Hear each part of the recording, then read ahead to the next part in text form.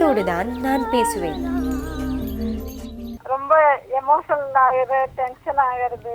சரி, என்ன வயசாச்சுமா உங்களுக்கு? 34. 34. ஸோ என்ன திருமணம் ஆயிடுச்சா? பிள்ளைங்கள் இருக்கா? ஆமாங்க மேம், 2 பேர் இருக்கிறாங்க. என்ன வயசு அவங்களுக்கு? பையன் 7th படிக்கிற, பொண்ணு எல்கேஜி படிக்கிறாங்க. ஸோ இப்போ எத்தனை வயசு? 20 வயசுலேயே திருமணம் ஆயிடுச்சா உங்களுக்கு? 22 மேம். சரி. உங்கள் வீட்டுக்காருக்கும் உங்களுக்கும் எவ்வளோ ஏஜ் டிஃப்ரென்ஸு? 2 வயசு. சரி, நீங்கள் ஹவுஸ் ஒய்ஃபா? ஆமாங்க மேம். சரி. எத்தனை நாளாக இப்படி எமோஷ்னல் டிஸ்டர்பன்ஸ் இருக்குது? என்ன பண்ணுது உங்களுக்கு எமோஷ்னல் டிஸ்டர்பன்ஸ்னா?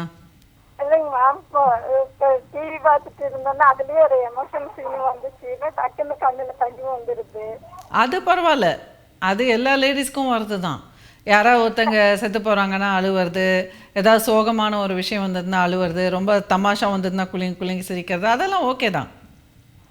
அது இல்லைங்க மேம், எந்த இதுவும் இல்லாமல் எமோஷனல் சொல்ல காரணமே இல்லாமல் அழுக வந்துட்டே இருக்கா? ஆமாங்க. காரணமே இல்லாமல் அழுக வந்துட்டே இருக்கா? ஆமாங்க மேம். ஏதாவது சமீபத்தில் ஏதாவது இழப்பாச்சா உங்களுக்கு? ஆமாங்க மேம். என்ன இழப்பு? ஒரு அண்ணன் இறந்துட்டாங்க. ஆனா 1 வருஷம் ஆக போகுதுங்க. எப்படி இறந்துட்டாங்க? கொஞ்சம் உடம்பு சரியில்லாம இருந்தாங்க. என்ன உடம்பு சரியில்லை? ஹலோ, என்ன உடம்பு சரியில்லாமல் இருந்துச்சு? அவங்களுக்கு கேன்சருங்க மேம். திருமணம் ஆயிடுச்சா அண்ணனுக்கு? அண்ணனுக்கு திருமணமாய் 2 பேர் இருக்கிறாங்க. இன்னொன்னு பையன் ஒண்ணு. பக்கத்துலேயே இருக்காங்களா, வேற ஊரில் இருக்காங்களா? அவங்க வேற ஊர்ல இருக்கிறாங்க. இப்போ அண்ணியெல்லாம் பேசுகிறாங்களா உங்ககிட்ட? பேச்சுவார்த்தையெல்லாம் இருக்கா? பேசுறாங்க. சரி. உங்கள் அம்மா அப்பா என்ன செய்கிறாங்க? அப்பா இல்லைங்க மேம், அம்மா மட்டும் தான் இருக்கிறாங்க. அம்மா யார் கூட இருக்காங்க இப்போ? அக்காவங்க கூட இருக்கிறாங்க. உங்களுக்கு கூட பிறந்தவங்க எத்தனை பேர்? நாங்க என்னோட 1 பேருங்க மேம். ஸோ நீங்கள் உங்கள் அண்ணன் இறந்துட்டாரு, அப்புறம் இன்னும் ஒரு அக்காவா? அக்கா இருக்கிறாங்க, இன்னும் அண்ணனவங்க 3 அண்ணனவங்க இருக்கிறாங்க, 4 அக்காவங்க இருக்கிறாங்க. ஓ, ஸோ அவங்க நீங்கள் தான் கடைசியா வீட்டில்? ஆமாங்க. சரி. மற்றவங்கெல்லாம் வந்து நல்லா செட்டில்டா, அண்ணன் அக்கா எல்லாரும்? ஆ, எல்லாருமே செட்டில்டு மேம். சரி. எல்லாரும் உங்கள் கூட பேச்சுவார்த்தையில் இருக்காங்களா இல்லை எப்படி? இல்ல எல்லாருமே பேச்சுவார்த்தையில் தான் இருக்கிறாங்க. சரி. உங்கள் கணவர் சைடில்? கணவர் சைடுல ஒரே 2 பசங்க. என் வீட்டுக்காரர் ஒண்ணு, இன்னொரு அவன் மகன்தான் இருந்தான். அண்ணனா தம்பியா? அண்ணன். சரி. அவங்க நல்லா பேசுவாங்களா ஒரு பிடியெல்லாம்? பேசுவாங்க. மாமனார் மாமியார்லாம் எங்கே இருக்காங்க? அவங்க கூட தான் இருக்கிறாங்க. சரி. எல்லாரும் பக்கத்துல தான் இருக்கிறாங்க மேம், நாங்க கொஞ்சம் தள்ளி இருக்கிறோம். உங்கள் கணவர் உங்ககிட்ட அன்பாக இருக்காரா? இருக்காருங்க மேம். சரி. பிள்ளைகளெல்லாம் நல்லா கவனித்து வளர்க்க முடியுதா? வீட்டில் வேலையெல்லாம் செய்ய முடியுதா? அதெல்லாம் பண்ண முடியுதுங்க மேம். தேவையில்லாம டென்ஷன் ஆயிடுறேன். டென்ஷனாகி என்ன செய்கிறீங்க? டென்ஷன் ஆகி ஒன்றும் செய்யறது இல்லைங்க மேம். ரொம்ப டென்ஷன் ஆச்சுன்னா தலை பெயின் ஆகுது. எதை நினச்சி டென்ஷன் ஆகிறீங்க அதை சொல்லுங்கள். உங்களுக்கு ஒன்றும் டென்ஷன் ஆகிற மாதிரி வாழ்க்கையில் ஒன்றுமே இல்லைன்னு தோணுது எனக்கு. அண்ணன் இறந்துட்டாரு, அது ஒரு சோகம் தான். அது எல்லாருக்கும் வாழ்க்கையில் சில பேருக்கு பிள்ளைங்களே போயிடுறாங்க, பெத்த பிள்ளைங்க போயிடுறாங்க, கணவர் போயிடுறாங்க, அப்பா அம்மா திருமணம் ஆகிறதுக்கு முன்னாடியே சின்ன வயசுலேயே அம்மா இறந்து போயிடுறாங்க, அப்பா இறந்து போயிடுறாங்க. இந்த மாதிரி இழப்புகள் எல்லாருக்கும் வருதுதாம்மா. அதுதாங்க மேம், தேவையில்லாம குழந்தை கூட டென்ஷன் ஆயிடுது. அவங்க சின்ன ஒரு தவறு பண்ணால ரொம்ப டென்ஷன் ஆயிடுறேன். முதல்ல உங்களுக்கு ஒரு கால் பண்ணாங்க இல்லைங்கம்மா, டிவி நாங்க பார்த்துட்டு தான் இருக்கிறோம், ப்ரோக்ராம் பார்த்துட்டு தான் இருக்கிறோம். குழந்தைகள் சின்ன சின்ன மிஸ்டேக் பண்ணால் கூட டென்ஷன் ஆகிடுறீங்களா நீங்கள்? ஆமாம்மாங்க, கண்ட்ரோல் பண்ண முடியல. உங்களுக்கு ஒரு வெறுமையாக ஒரு உணர்வு இருக்கா? அதான் ரொம்ப வெறுமையாக ஒரு உணர்வு இருக்கா மனசில்? ஆமாங்க. எப்போவுமே சின்ன வயசுலேருந்தே அப்படி இருக்குமா வெறுமையா?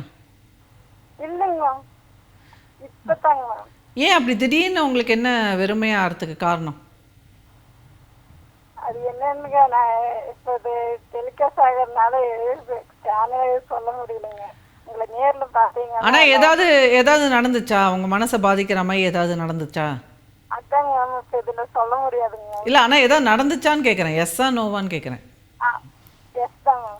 உங்கள் வீட்டுக்காருக்கு ஏதாவது வேற பெண்ணோட தொடர்பு அந்த மாதிரி ஏதாவது இருக்கா? அந்த மாதிரி எல்லாம் இல்ல, அந்த மாதிரி எல்லாம் இது மேம். அதெல்லாம் எதுவும் இல்லை.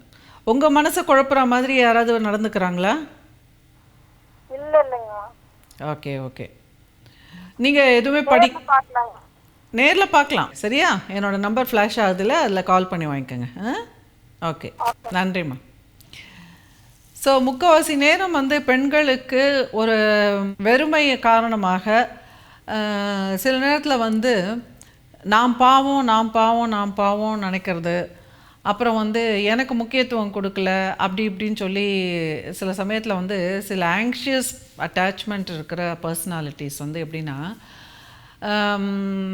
சில ஆண்கள் வந்து சரியாகவே இருப்பாங்க. அதாவது சரியாக இருப்பாங்கன்னா என்ன, ஒரு ஆண்கள் உலகத்தில் வந்து அவங்களுக்கு என்ன, எந்திரிச்ச உடனே ஷர்ட்டை மாட்டிட்டு வேலைக்கு போகணும், அடுத்தது வந்து வேண்டியது முடிஞ்ச வரைக்கும் நல்லா வேலை பார்க்கணும், அப்புறம் வீட்டில் வந்து நல்லா கவனிச்சுக்கணும், வீட்டுக்கு வந்தோடனே எல்லாம் சரியாக இருக்கணும், அப்புறம் ஓரளவுக்கு வந்து எல்லாம் பண்ணிவிட்டு தூங்கிடுவாங்க. இந்த மாதிரி சில ஆண்கள் இருப்பாங்க.